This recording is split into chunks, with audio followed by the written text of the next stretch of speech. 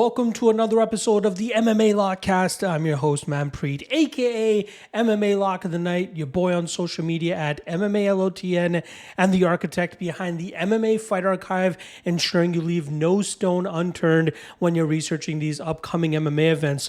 We cover over 17 different promotions from all over the world. We have close to 85 subscribers on there now as well, taking full advantage of the 3,900 plus fighter profiles that we currently have on there. We're close to cracking that 4,000 fighter profile mark, which we should get in the next week or two. And it ensures that you have as many direct links to past fights for all these fighters competing on these upcoming cards. We got a packed July coming our way with events from Aries FC, PFL, MENA, LFA, Fury FC, Cage Warriors, KSW, OKTAGON, A1 Combat, Fury FC, more Cage Warriors, more A1 Combat, CFFC, UAA Warriors, back-to-back days of events for those guys to close out July, and Risen on July 28th as well. All of those cards are now available on the MMA Fight Archive. Again, check the link in the description below. 7-day free trial for you to check it out for free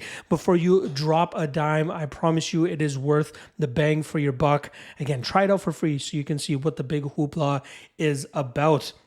All right, the UFC took a weekend off to celebrate July 4th week, if I'm not mistaken. It ended off with that big UFC 303 event where we were able to profit there as well. So I was very happy with the performance that we had there. 11-1 on predictions as well. And then we did have LFA 187 this past weekend. Not doing too shabby there with the lock of the night hitting for us. But the UFC is back with 7 straight weeks of cards, not to mention the beginning of the Contender series as well, which kicks off, I believe, August. Let me just pull it up here. August 13th is going to be the first week of the Contender series, and it goes for 10 straight weeks. Again, another reason to hop on to the MMA Fight Archive so you guys can study up on these fighters on the Contender series as well. And there might be a commentator or two that actually utilize the service as well to provide you guys the most information possible for those cards. Yeah. All right. Before we get into the actual breakdowns here, let's quickly go over the past UFC's recap, strictly just the lock of the night and dog of the night plays. For lock of the night, we end up hitting with Ian Gary coming through for us around that minus 125 mark. He gets the victory over Michael Venom Page. Close fight, ends up going 1-1 going into the third round. And then we see the fight IQ of Ian Gary pull off there as he clings onto the back of Michael Page to secure that victory and get his hand raised. Lock of the night comes through for us there. Since the last lock of the night recap, we are 3-1 on lock of the night plays, which now brings our lock of the night record on the year to 51-22 for a 70% hit rate. Absolutely killing it right now. I believe the run that we are on is 28-6 over our 28-6 over our last 34 lock of the night plays. Again, a far cry from the tumultuous start that we had to the year on lock of the night plays. Really got it dialed in and getting some good odds on these lock of the night plays as well. The dog of the night play for UFC 303 actually ends up competing this weekend as well. And Gene Silva, as he went out there and knocked out Charles Jourdain in the second round. We go 1-3 on dog of the night plays since the last recap for you guys. Again, dog of the night really been struggling this year. We are now 23-50 on the year for dog of the night plays for a 32% hit rate. Not in the profit, obviously. Got a lot of work to do there, but there's plenty of year left to try to make up that mark and try to get back into the black and then into the green. Quick plug for the Godzilla Wins, folks. GodzillaWins.com, providing your boy a platform to drop written content for you guys for free. On Thursdays, we drop the main event article, and on Fridays, we drop the 3 best money line spots. So make sure you guys check out GodzillaWins.com to get all of the information and articles there. Again, not just for the UFC, but also for all other team sports. We got a lot of great writers and cappers on there as well, so make sure you guys check that out. And lastly, last plug here, the MMALOTN Lock of the Night Patreon page. Early access to the breakdowns, written breakdowns, a lot of fun props, parlays that I dropped for you guys, but we also cover regional MMA on there. So this weekend we'll be covering PFL Middle East North Africa 2, which goes down on July 12th, as well as LFA 188, which goes down on the same day. I'll have written breakdowns for both of those cards.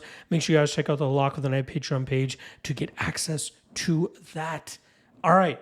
Without further ado, we got 11 fights to talk about on this UFC Denver card. Intriguing main event. Namajunas against short notice Tracy Cortez.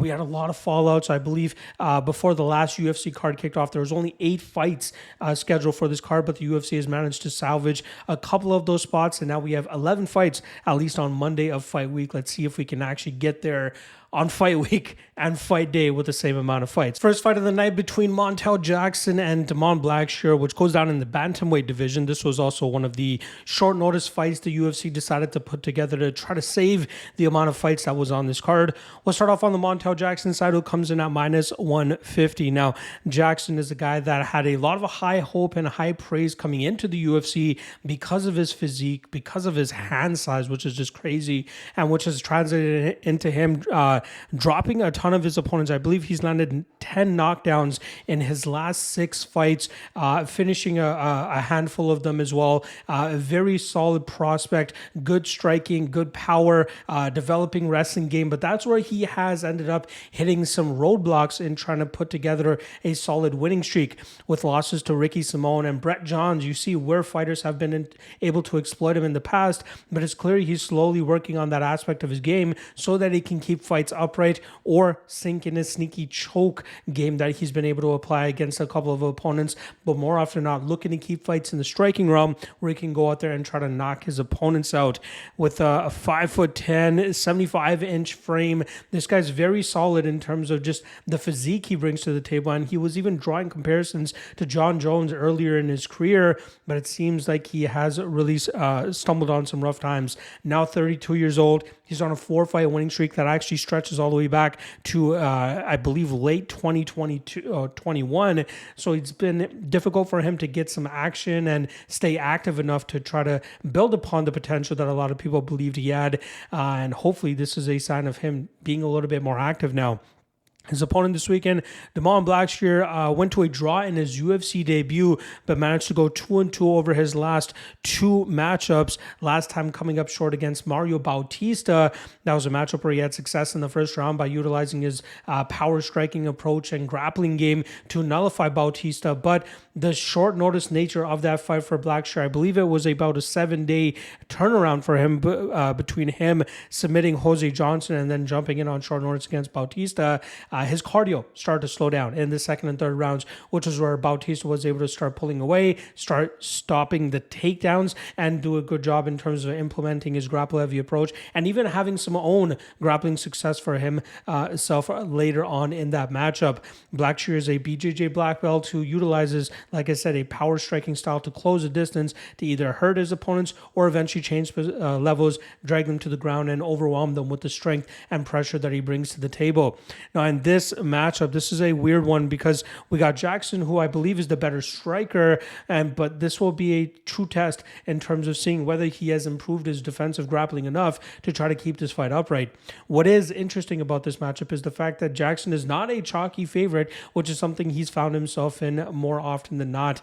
I do believe we'll see his defensive grappling improvements here, but specifically, I think we'll see him really start to run away with this matchup in the second and third rounds as Blackshear's takedown attempts start to get easier to telegraph, to see them coming from a mile away. And even with Blackshear having an abbreviated camp here, we know that he's going to start to slow down due to the altitude factor in this matchup and this fight taking place in Denver. So I do think we'll see Jackson start pulling away with this later. I understand the closer line, considering that Blackshear has the archetype, or at least the traits to cause a guy like Jackson issues, but I think that the altitude and the cardio is really going to play against Blackshear in the spot, and we'll see Jackson have a lot of good success in the second and third rounds, maybe even finding a finish, but I'm going to go Jackson and Jackson inside the distance.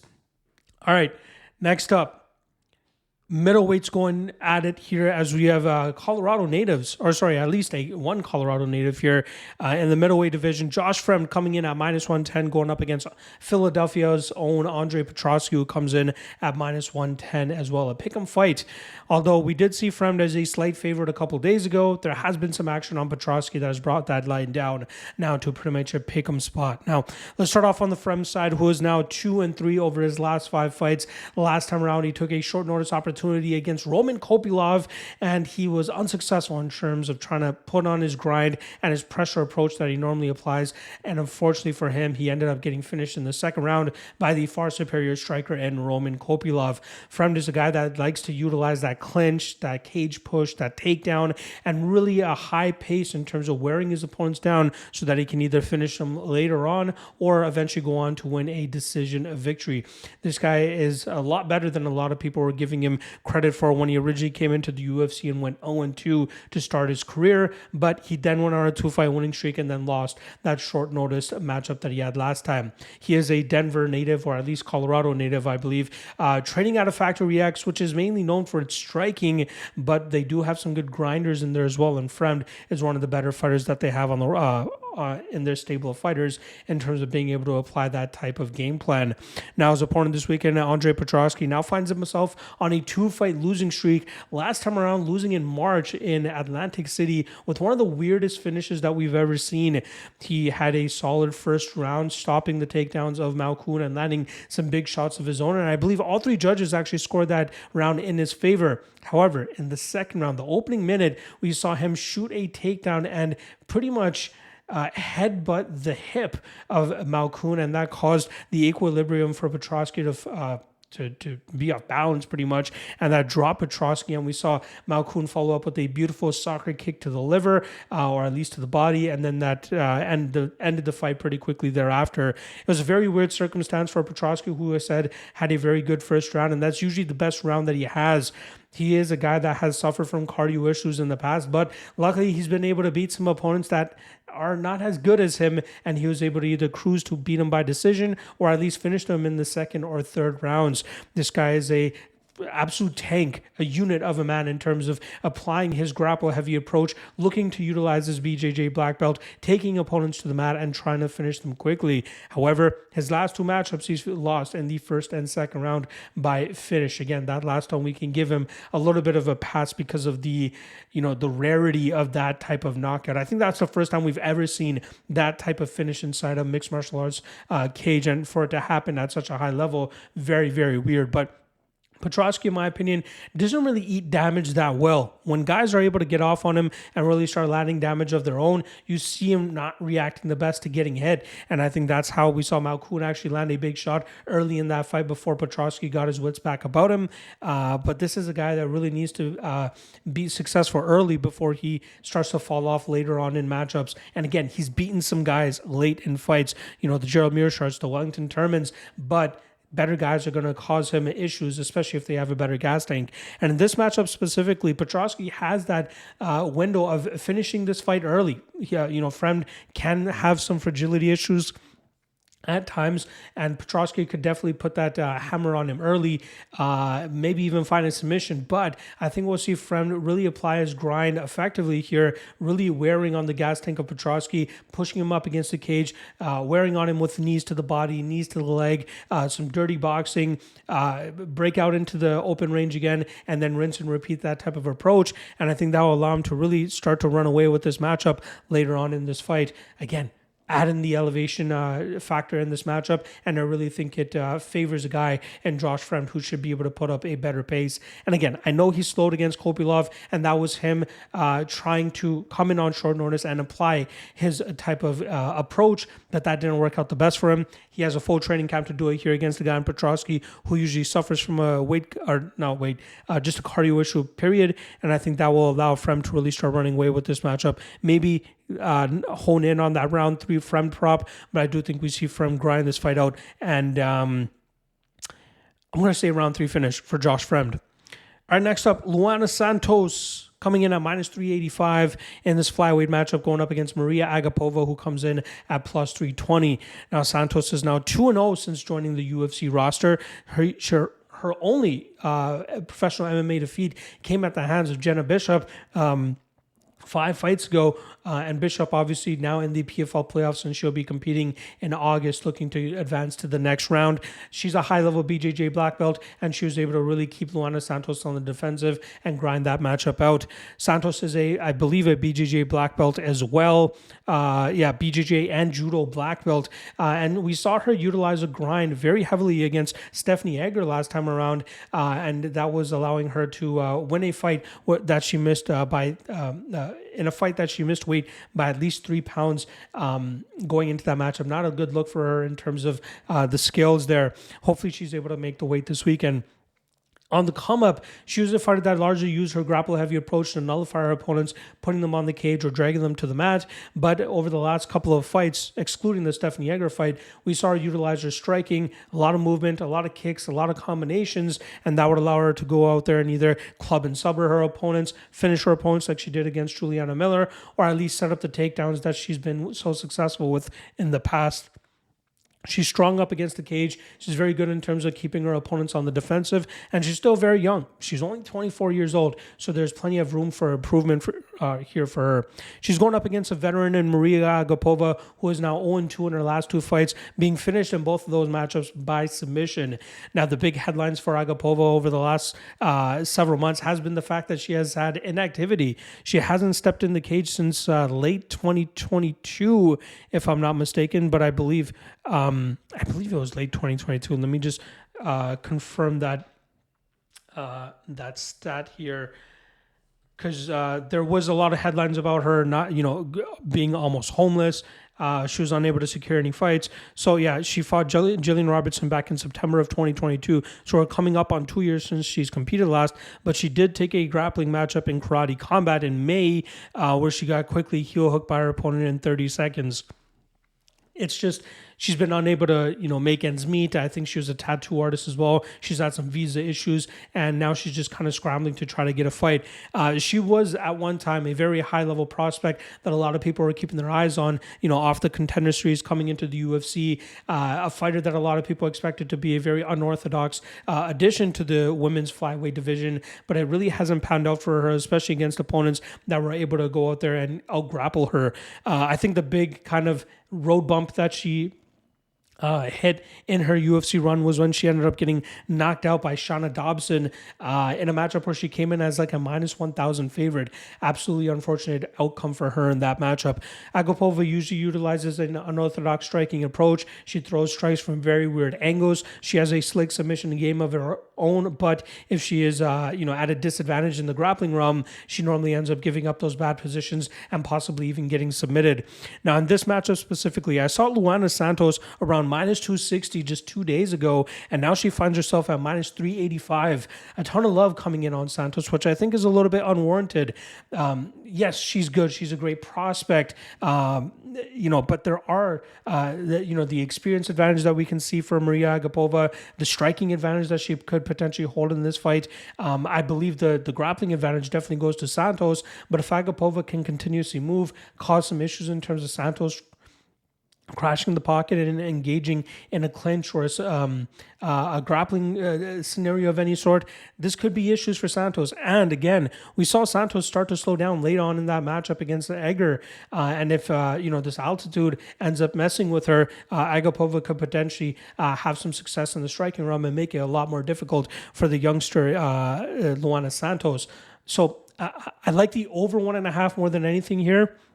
I think we'll see Santos look to grind Agapova, keep her against the cage, kind of do what she did against Stephanie Egger. I don't think Santos is going to want to strike with her in open space, as Agapova will obviously be the better, at least probably more successful striker in my opinion, but it's really going to come down to the grappling and control that Santos should be able to accrue here. So the over 1.5 will be my favorite spot. I think we'll see Santos actually grind this fight out and win it by decision, so I'll keep an eye on the decision prop at least. The minus 385 for a fight of this this level, going up against somebody as experienced as Agapova, little bit of question marks there. So I'm going to go Santos and Santos by decision. Next up in the flyweight division, we have Joshua Van coming in at -210, going up against Charles Johnson, who comes in at +180. Now, we'll start off on the Joshua Van side, who is probably one of my favorite flyweight prospects on the roster. He's had a little issues getting back inside the cage after having a successful start to 2024 with a big win over Felipe Bunez back in January. Unfortunately for him, he's had 4 straight fights fall apart with his opponents either missing weight to Ulanbekov, guys pulling out. It's been very unfortunate for him, but luckily the UFC was able to put together this short notice fight against Charles Johnson to add another fight to this dwindling card with cancellations and injuries riddling it. And luckily for him, he's going up against a very tough and tested veteran, and this will surely show whether Joshua Van is ready for that step up that he was going to get into Ulanbekov last time around.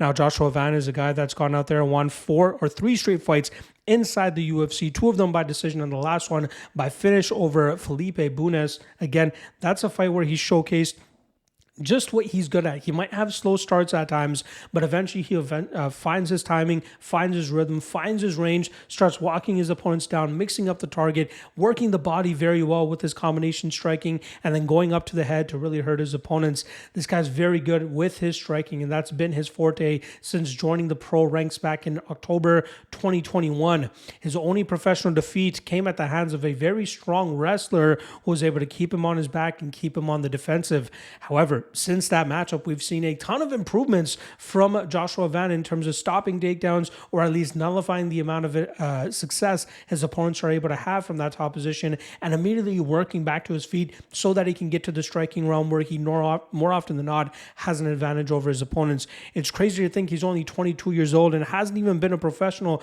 for 3 years, but is still fighting at a very high level and showcases that he is deserving of being in that top 10 to top 7 range in the flyweight division. His opponent this weekend is a fellow striker in Charles Johnson, who was on a 3-fight losing streak late last year, but managed to pull together a very solid win, handing Azat Maxim his first professional defeat in 16 fights. We saw Charles Johnson have a slow start, but eventually in the second and third rounds, he stopped the takedowns, started utilizing his striking advantage, and was very much nullifying any of the control that Maxim was trying to attain. And that's where we saw Johnson at his best, utilizing his footwork, his kicks, his movement, and his combination striking to up the volume and really land the damage that he needed to end up getting his hand raised on the scorecards. He ended up doing the same thing against Jake Hadley. It was a slow start against Hadley in the first round, but in the second and third rounds, he really started to turn up the volume and ended up having a ton of success against a very tough and rugged grappling heavy approach from Jake Hadley. Now, Maxim and Hadley had the exact archetype that was required to beat a guy like Charles Johnson. We saw O'Day Osborne, Cody Durden, and Rafael Estevam utilize a grapple heavy approach to get the best of Johnson, but it seems like Johnson knew what he needed to do with his back against the wall to finally get his shit together and eventually get his hand raised. This is a guy that was very high level in the LFA scene before coming over to the UFC, but it seems like being gun shy has been a little bit of the kryptonite to his game. It's really when he starts to let his strikes go and starts to manage that range very well that starts to cause his opponents a ton of trouble. And if he can hone in on that activity and that combination striking, this is a very dangerous opponent. Now, in this matchup, I lean Joshua Van, but I do think that the line here at -210 is just a little bit too wide. Charles Johnson is just as good of a striker, and the fact that he'll have a 4-inch height advantage as well as a 5-inch reach advantage could allow him to dictate the pace a little bit better and could even allow him to end up landing more damaging blows and making it look more optically pleasing for the judges. I do think Joshua Van is good enough in terms of finding ways to crash the pocket, enter that no man's zone, and get off on his big shots. And I think he's a little bit more reliable in terms of getting off on his combinations and his volume more than Johnson, who has been a little bit gun shy at times. Again, in his last 2 fights, he's been able to do it against guys that either slow down or are too reliant on their grapple-heavy approaches. But now he's going up against a guy in Joshua Van who will more than likely meet him in the pocket and meet him in these exchanges. And I do think that Van is just a slightly cleaner striker here. -210, though, just a little bit too wide for my liking. So I am going to go with Joshua Van here, Van by decision, as I think that this will be a back-and-forth striking matchup. But I do think it ends up looking much closer than the roughly 65 to 70% odds indication on the Joshua Van side. All right. Next up, we're going to be talking about women's flyweights here as we have Jasudavicius coming in at plus 105, going up against short notice ultra prospect newcomer Fatima Kline. Now we'll start off on the Jasudavicius side, who was originally scheduled to fight Viviane Araujo, and she actually found herself as a minus 160 favorite going into that matchup. And now with this new short notice opponent, she ends up finding herself as the slight underdog. We saw Jasudavicius have one of her most vicious performances last time around in January, where she dispatched Priscilla Cachoeira, got a very rare 10-7 second round on a judge's scorecard, but the judges did not end up mattering as she ended up mustering up a finish in the dying seconds of the third round and getting her hand raised over Cachoeira. Jasudavicius is one of the better fighters in the division, but with her losses to Natalia Silva and Tracy Cortez, we kind of see where her ceiling is. She's very good with her grappling, and she's even showcased solid grappling and a grappling advantage over fighters like Miranda Maverick, who have showcased grappling advantages over opponents of their own. We saw Jasudavicius have good takedown defense and good reversals and good takedowns of her own, which usually leads to her end up getting her hand raised. It's when she's unable to complete the takedowns where things start to go sour for her, as we saw against Tracy Cortez and even Natalia Silva. In the striking realm, she is aggressive. She likes to push the pressure, likes to push the pace and stay in her opponent's face, but we know that if an opponent is a better technical striker than her, they will end up landing more damage and more significant damage and end up countering the aggression of Jasudavicius effectively and end up getting their hand raised on the scorecards. That's how Silva did it. That's how Cortez did it. Jasudavicius really needs takedowns to be successful in fights, or at least get some good control time up against the cage where she's able to land some damage while she keeps her opponents on the defensive. Her opponent this weekend, Fatima Kline, is a 6-0 undefeated prospect, and she will be turning 24 the day before this fight. She was just a day removed from signing her Dana White Contender Series contract to take on a very hot Brazilian prospect on, I believe, week 7? Might have been even earlier than that, but she was scheduled to compete maybe even week 5. Again, I could be wrong, but she was scheduled to compete in September. But luckily for her, the short notice opportunity shows itself, and the fact that the UFC was having such trouble in terms of keeping this UFC Denver card together, they end up going to this Contender Series prospect here, and she is more than deserving to be on the stage. She is a champ over there at CFFC, although she's only had 2 fights with the promotion. Her last fight against Andressa Romero was very impressive, where she was able to grind that fight out and win it over the course of 4 rounds. But the biggest one is probably her win over Natasha Kuzyatina, who's actually the current LFA champion, who defends her title in a few weeks, if I'm not mistaken. Kline is I believe she's a BJJ black belt, but she is very, very tough to deal with for a lot of people in terms of the clinch game. Yes, she is a BJJ black belt. She does a good job in the clinch. She times her takedowns well. She has good open cage takedowns, but also has a good clinch cage takedown approach. Her striking is a lot better than you would expect from a fighter that is so reliant on her grapple-heavy approach. She throws good combinations, nasty knees, nasty elbows, good work down the middle. She's a training partner of Aaron Blanchfield. She's been highly highly acclaimed and highly praised over the last couple of years, and you can see that with the undefeated record that she has, and the fact that it doesn't even look like she's lost a round in her professional career to this date. Now, in this matchup, obviously, Jasudavicius has the experience advantage, and she probably has the size advantage too, as Kline normally competes at 115 pounds. And even though she did win a title at 125 pounds, the fighter that she defeated was a very low-level fighter, so we have to, take that with a grain of salt. And she's definitely much more suited for 115 pounds. And that could be the difference maker in this matchup. Could the strength of Jasudavicius keep Kline from the advantages that she would hold if she was able to match the strength of Jasudavicius? Will Kline's abbreviated training camp allow her to be competitive over the course of 15 minutes? I think it will. I think she can do a good enough job in terms of keeping the defensive work where she's going to be able to stop the takedowns of Jasudavicius, and then she should be the better striker as well. I think we'll see Jasudavicius be the aggressor here, moving forward, looking to land her own damage and getting her grappling heavy approach initiated. But I think we'll see Kline stop it, and I think we'll see Kline end up landing the better shots, even in the clinch, and even if she's the one getting her back pushed against the cage here.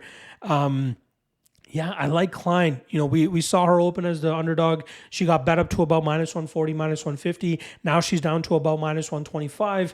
That's a spot where I feel somewhat confident in taking a shot on her here. She is the better fighter, in my opinion. The X factors, obviously, the strength advantage of Jasudavicius and the short notice nature of this fight for Kline as well. But I'm going to go Kline. I'm going to go Kline by decision. And I think people will be very excited about this prospect that has now entered the UFC and more than deserving on being on this platform. All right, next up, we got middleweights going at it here as we have Denver natives Abdul Razak Alhassan training out of Team Elevation, coming in as a -145 favorite, going up against Factory X's Cody Brundage, who comes in at +125. Now we'll start off on the Abdul Razak Alhassan side, who has exchanged wins and losses over his last 5 fights, most recently coming up short against Joe Pyfer, who utilized a grapple-heavy approach to wear on Alhassan and eventually submit him in the second round. Alhassan is a guy that normally goes out there and does a lot in the first round, normally finishing his opponents within the first 5 to 6 minutes of his matchups. He's tried to take a grapple heavy approach, looking to wear his opponents down against the cage, wear on them so that he can explode on them later on in the fight and try to catch them slipping when they're not as fresh early on in fights. But he's a guy that's heavily reliant on getting that early finish. Otherwise, his efficiency really starts to drop off in these 6th and 7th minutes, where opponents are either able to finish him, or sometimes he's just a little bit too stubborn in terms of trying to get fit or being finished, and he ends up seeing the scorecards, but just gives up the second and third rounds because he does not have the cardio or gas tank to do so. I get it. He trains in Denver, so you would expect him to have better gas tank management and just a better cardio game overall, but I do think that he still struggles to utilize that. We saw that in the Joe Pyfer fight last time around. We saw him successful within the Claudio Ribeiro fight, but we saw him, very inefficient with his gas tank management against Joaquin Buckley in the fight before that. He's going up against Cody Brundage, who's coming off of a spirited effort against Bo Nickel back at UFC 300, which eventually ended up with him getting submitted in the second round, and that stopped a 2-fight winning streak that he was on. I'm sure the first of those 2 wins he did not really want to claim, as it was a DQ over Jacob Malkoun, but he did manage to have a slam knockout victory over Zachary Reese back I believe it was late last year. Beautiful finish for him there. I believe he ended up getting a performance of the night for that as well. Cody Brundage is a guy that had a ton of potential coming into the UFC, coming into his Contender Series matchup where he actually ended up losing to William Knight. A lot of people are expecting his wrestling to translate well into MMA, but I think it's a little bit better on paper than it is actually in action, and him trying to go out there and implement that against his opponents. He's a big power puncher as well, likes to throw with a lot of heat, looking to knock his opponents out, and he's a guy that kind of thrives in chaos. We saw that in his wins against Dalcha Lungiambula. We saw it in his win against Zachary Reese, even though he was on his back, he was stuck in a triangle and then eventually landed that slam knockout. He loves just throwing caution to the wind. He wants to get his grappling going at times if he feels he has an advantage there, but he is normally best served when he's able to create a little bit of chaos and try to be try to let the variance play in his favor by utilizing that power and sometimes even that submission game that we've seen from him in the past. Now, this is a very weird matchup. This one could go either way. I believe Brundage is worth a little bit of a poke here as an underdog, as I do think that he can implement a grinding style that could cause Alhassan trouble in the first round, and that will allow Brundage to start having more success in the second and third rounds. Now, neither guy has a ton of cardio that they can lean on. None of them are really Max Holloways when it comes to the cardio game. But I do think that Brundage is a little bit better in the grinding that he could implement in this matchup. As long as he can stay conscious early here and keep Alhassan from landing big strikes of his own, I think Brundage could be a little bit more effective inside the clinch, inside the grappling, maybe even landing a few takedowns of his own. But I do think that we'll eventually see him really wear on Alhassan, and I think he ends up winning this fight by decision. I think it's going to be a grinding, grueling affair with elevation affecting both of these guys, but I do end up think it's going to be Brundage who can pull through the grind a little bit better and ending up getting his hand raised by decision. All right, next up, we got featherweights going at it here as we have veteran Julian Erosa coming in at plus 170, going up against rising prospect Christian Rodriguez, who comes in at minus 200. Now, we'll start off on the Julian Erosa side, who's coming off of a submission victory over Ricardo Ramos in a fight where he was hurt very badly, but managed to fight back into it and eventually sink in that choke that Ramos has succumbed to 2 fights in a row now, previously to Charles Jourdain before that Julian Erosa matchup. But Erosa is a guy that normally utilizes an unorthodox striking approach. He uses a lot of footwork, long distance movement, a lot of kicks, a lot of knees, a lot of weird angle punches. He keeps his hands down, which has worked against him in the past, where he's been knocked out by guys like Alex Caceres and Francisco Pradilla. But we've also seen him knock other guys out or cause guys a lot of issues like Hakeem Dawodu, where he's just landing strikes from such weird angles that Dawodu is unable to get a beat on him. Erosa's best trait is probably the fact that he has over 40 professional fights to his name. He's 34 years old and has fought some of the best fighters in the featherweight division. We see him actually have a fight against Paddy Pimblett almost 10 years ago, which is crazy to think about. But Erosa is a guy is very inconsistent with his performances. We see him win 1, we see him lose 1. We see him win 2, we see him lose 2. This is a guy that is, could be a tough puzzle for a lot of fighters, but it seems like the technically better fighters should get the better of him, especially if they're able to get a beat on his unorthodox nature. Obviously, Dawodu is a better technical striker than him, but was unable to have much success of his own. Now, he's going up against a guy in Christian Rodriguez, who a lot of people are kind of pissed off at that he got a controversial decision victory over Isaac Dalgarian a couple months back. That was a very weird fight where we had Dalgarian get a 10-8 in round 1. We got Christian Rodriguez getting a 10-8 in round 3. And then round 2 was kind of the toss-up round where a lot of people thought that the 4 minutes of control time that Dalgarian was getting in the second round should have been enough for him to end up getting his hand raised. However, it seemed to me and a couple of people that actually can see a realm in which you could score that round for Rodriguez, that Rodriguez landed the biggest shots in that round. And criteria number 1 is damage. Dalgarian was holding on for life, and it's not like the majority of that 4 minutes of control time was him on top of Rodriguez on the ground. A lot of it was cage pushing and looking to initiate that takedown that Rodriguez was doing a great job in terms of stopping. Landed some good strikes of his own. Again, a lot of people are going to say Dalgarian won that fight. It is what it is. Rodriguez ended up getting it. He ends up putting together his 4th straight win with that victory. But the issue here for him is the fact that he has struggled to make 135 pounds. That fight against Dalgarian was at 145. This fight against Julian Erosa at 145. He's pretty much the lighter weight version of Kelvin Gastelum, who is a tremendous talent, but he was unable to really get the discipline of his weight cut down, and that ultimately caused him to fight at 185 pounds. We just saw that a few weeks ago where he defeated Daniel Rodriguez in a fight that was originally scheduled for 170 and ended up going down at 185 pounds. Now, Rodriguez is trying to settle in at featherweight, which is probably the best course of action for him now. Still only 26 years old, still has a lot of maturing and experience to accrue, but this kid is talented. Go back, utilizing the MMA Fight Archive, watch his amateur career. You do not see somebody as smooth, slick, and confident as Christian Rodriguez that early in their career. This kid is very good, from the striking that he was able to develop under the Rufus Sports system to the jiu-jitsu game that we see him now very much developing. We saw it on display against Raul Rosas Jr. We saw it on display against Cameron Simon. This kid's very good in terms of stopping takedowns, or at least reversing takedowns, getting some submission attempts off of his back, working back to his feet, getting reversals, all of that good stuff. But the best part of his game is his striking game. He throws in combinations, he throws with heat, and he really looks to go out there and hurt his opponents and do a lot of good work with that striking. Great cardio as well. We never see him settle for a bad position. Now, in this matchup, he's going to be at a 6-inch height disadvantage as well as a 3-inch reach disadvantage, but he's very defensively responsible. He do a great job in terms of working through the unorthodox striking approach of Erosa. I think we'll see him evade most of the knees that are going to be coming up the middle, and I think we'll see him do a great job in terms of landing big shots of his own. Erosa has not been reacting well to clean shots being landed on him as of late, just as we saw in his last 2 losses, just as we saw against Ricardo Ramos Ramos, who was able to hurt him very badly.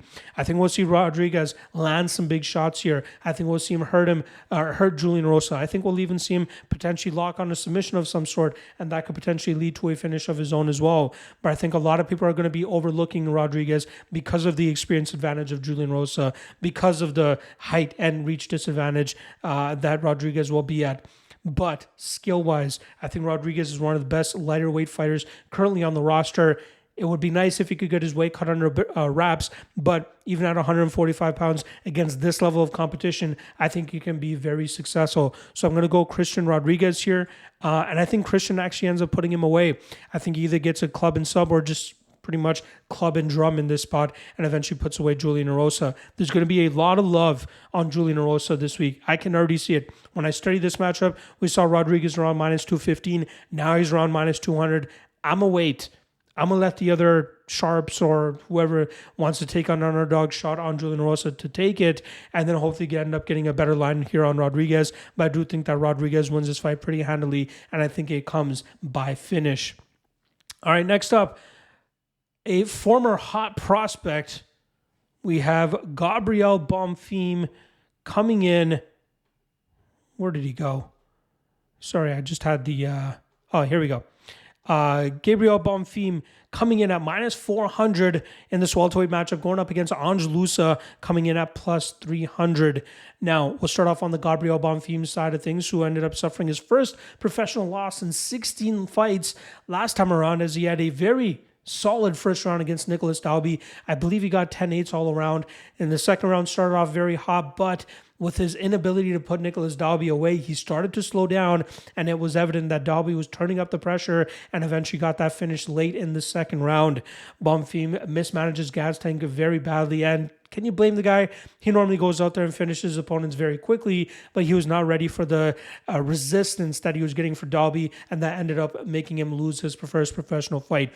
Again, only 26 years old, has a ton of time to learn from that experience and grow from it and become a better fighter. Now, this guy, I think he is best with his striking. He does a very good job in terms of utilizing his length and his range by putting those 1-2s together, using leg kicks behind it as well. But it usually ends up with him getting his jiu-jitsu going. He either hurts his opponents to get a desperation takedown attempt out of them, or he ends up club and subbing these guys. He has a slick submission game from that front choke series. His last 4 wins have come by submission during this 5-fight run that he's currently on, this 4-1 run that he's currently on. Very, very talented fighter. I thought we'd see a lot more people looking to bet against him this time around, considering the fact that he lost his last fight by gassing out as badly as he did, but he's still up at minus 400, and people still believe that he can be a high-level prospect that a lot of people expected him to be coming into the UFC. Now, going up against a guy like Loosa, who's coming off of a no contest against Brian Battle last time around, we saw Loosa really start to fall behind against Battle in the first 5 to 6 minutes of their matchup, and then it was an accidental eye poke on behalf of Brian Battle that caused Loosa to stop the fight. I think it was more so Loosa taking what was given to him there and trying to get away with a no contest rather than taking a loss.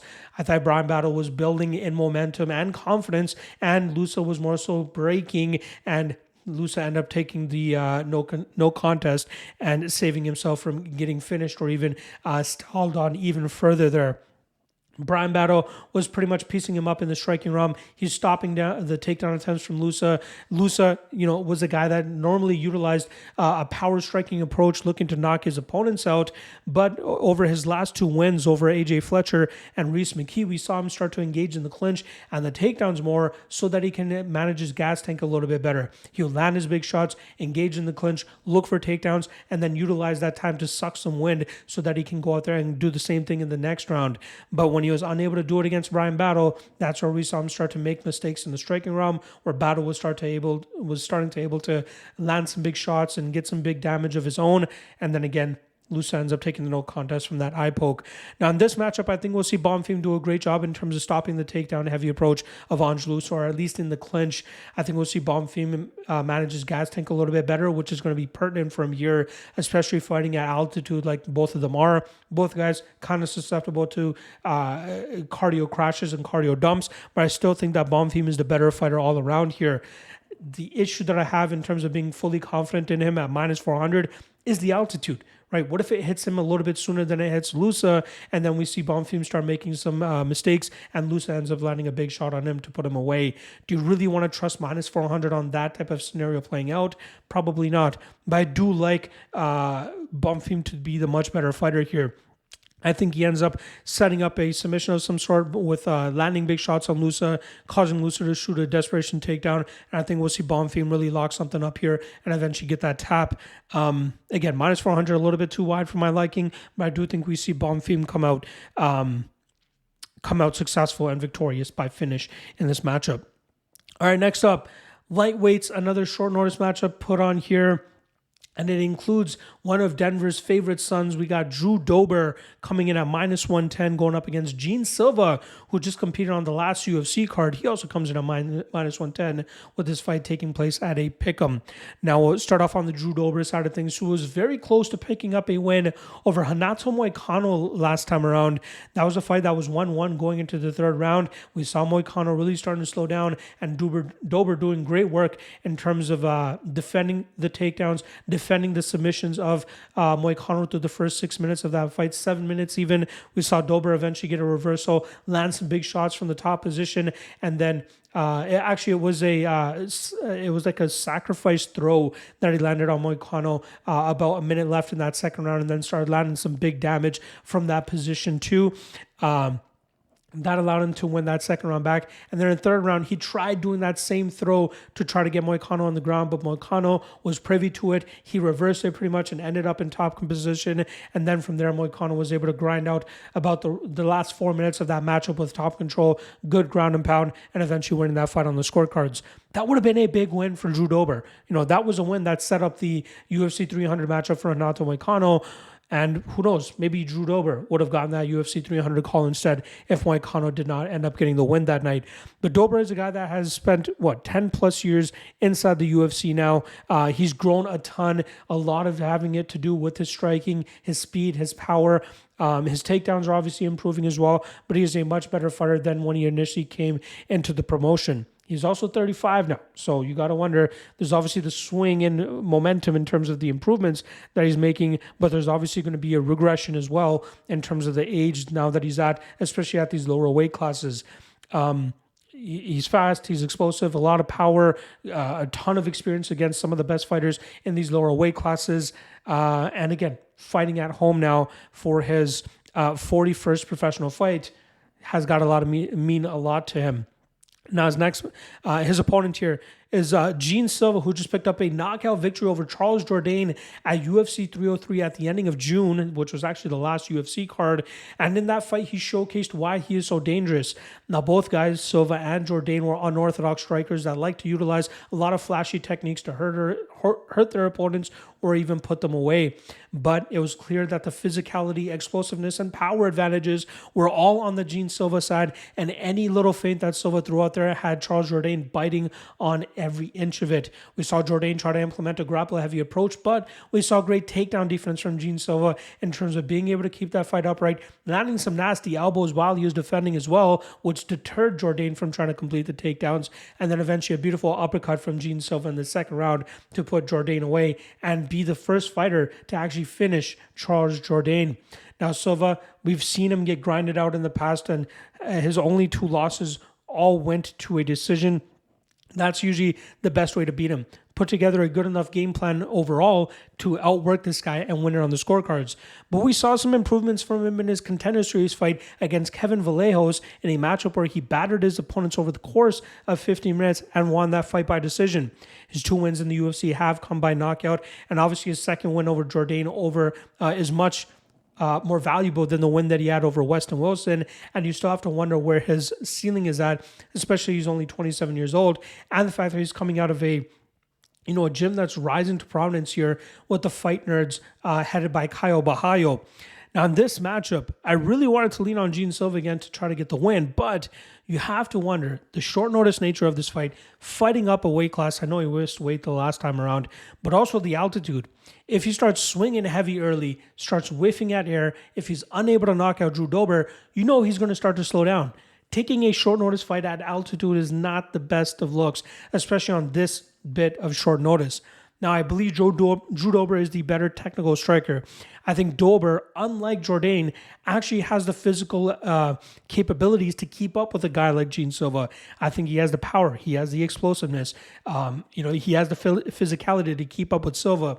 The question becomes, can his durability hold up? Because Silva will eventually land those big shots of his own.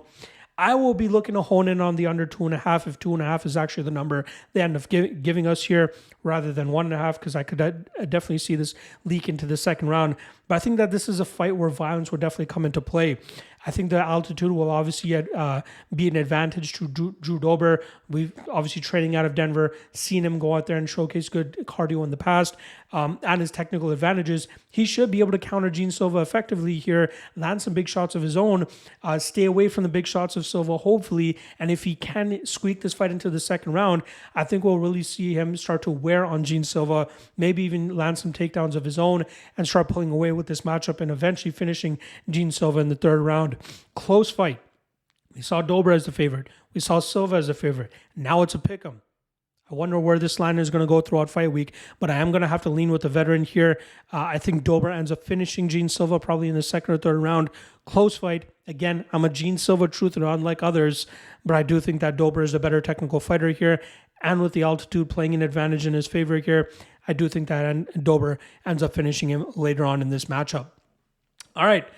Co-main event time, we got Santiago Ponzinibbio coming in at minus 205 in this welterweight matchup, going up against Muslim Salikhov coming in at plus 175. Last time around, Santiago Ponzinibbio came up short against Kevin Holland as he got knocked out in the third round of their matchup.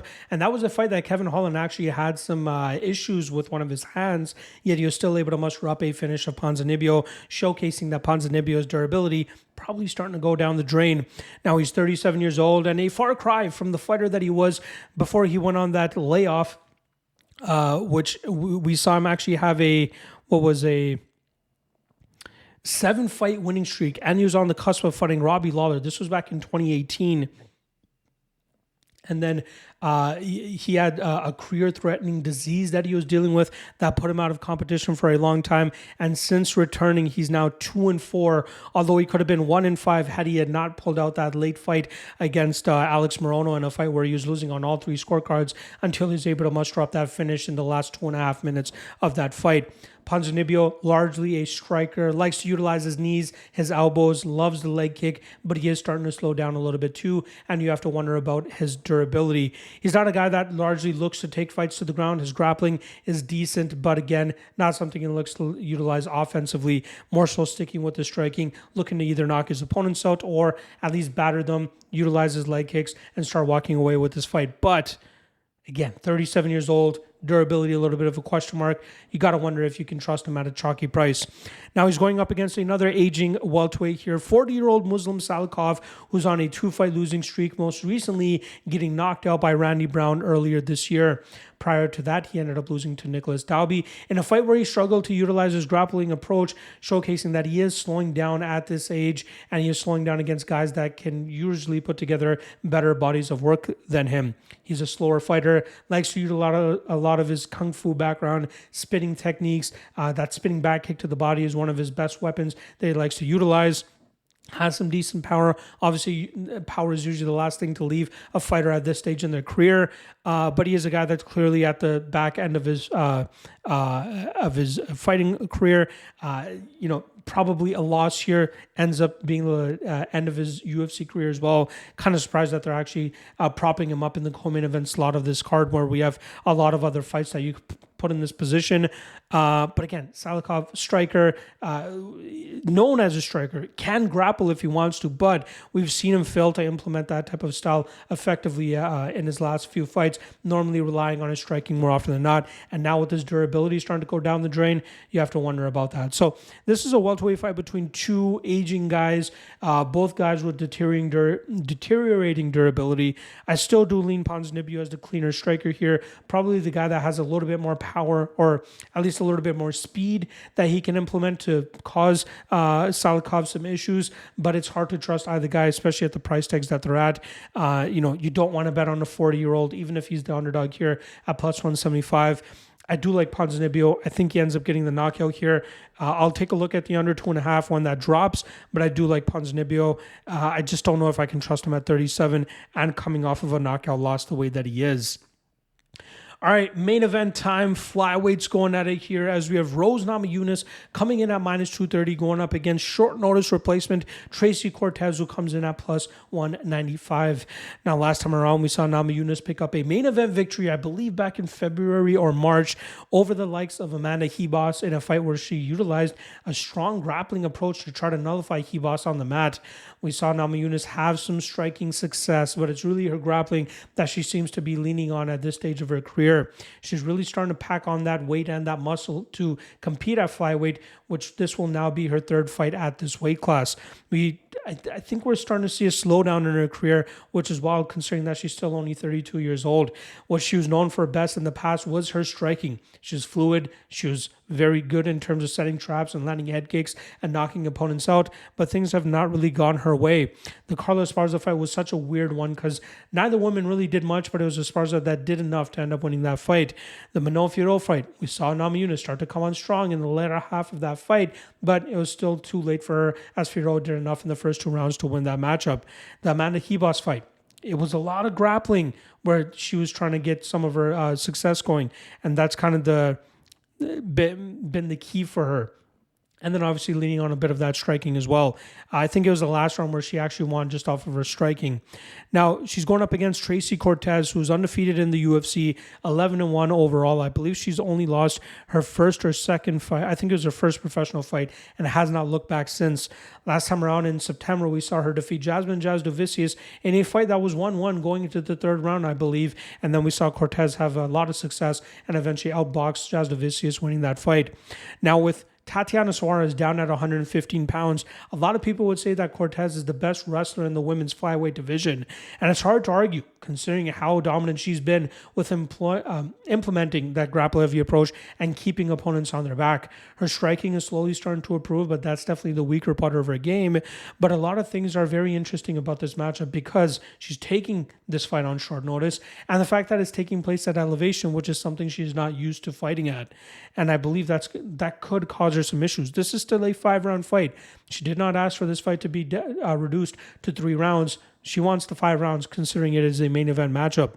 Now, this is a fight that is very surprising to me that Namajunas finds herself at minus 230. Yes, she is a former strawweight champion. Yes, she has a ton more experience than Tracy Cortez. But we've seen fighters give Namajunas a little bit of issues with wrestling in the past. I think that Tracy Cortez probably has a bit of a size or at least strength advantage here over Namajunas and could end up setting up her takedowns a lot better than Namajunas. I think her striking will be good enough to compete with Namajunas, but I still think that we'll see Rose end up getting the better of those exchanges when it's all said and done. I still think that we could see Cortez have some good success with her grappling. She should be able to land some takedowns, get some good top control. Her submission defense has looked pretty good throughout her career. She's found herself in some pretty sticky situations, but she's managed to stay calm, stay disciplined, and get out of those spots. The holdup I have in terms of predicting Cortez and winning this matchup is the short notice nature and the altitude, because that will cause her some issues. I saw her say something today in her interview saying that she's already acclimated to the altitude in 2 days. That makes no sense to me. You can't acclimate to altitude in 2 days. That makes no sense, especially when you're preparing to fight for a 25-minute matchup. And she's not much of a finisher. You know, she's a fighter that relies on going to the scorecards and dominating her opponents in the grappling realm, something that takes a lot of energy, expenditure, and trying to hold an opponent down is very difficult, and then eventually trying to land takedowns again in the next rounds. I feel she could do enough for at least 2 to 2.5 rounds, but it depends on that third round whether she'll be able to muster up enough success to end up getting her hand raised. So my prediction is going to be Namajunas. I think that we'll see her end up landing the better damaging blows. She'll end up getting landing better shots in the striking realm. She could have some grappling success of her own later on in this matchup, as she'll likely be more acclimated to fighting over the course of 5 rounds. We've seen her fight 5 rounds numerous times in the past, so she's obviously she has a ton more experience in that case. But again, if Cortez can squeeze out 3 rounds, the first 2.5 rounds, with her wrestling advantage, which I believe she has here, things could get sticky for Namajunas.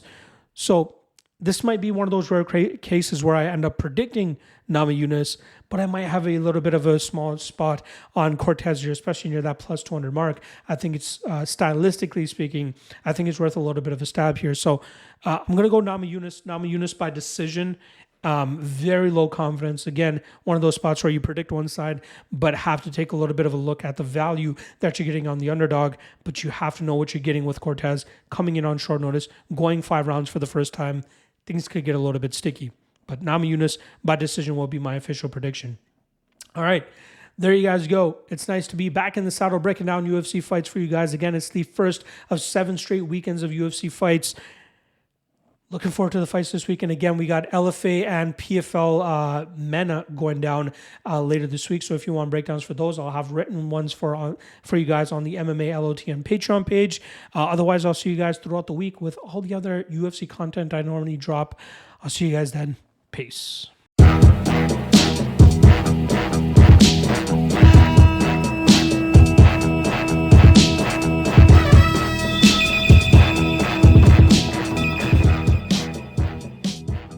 Last thing.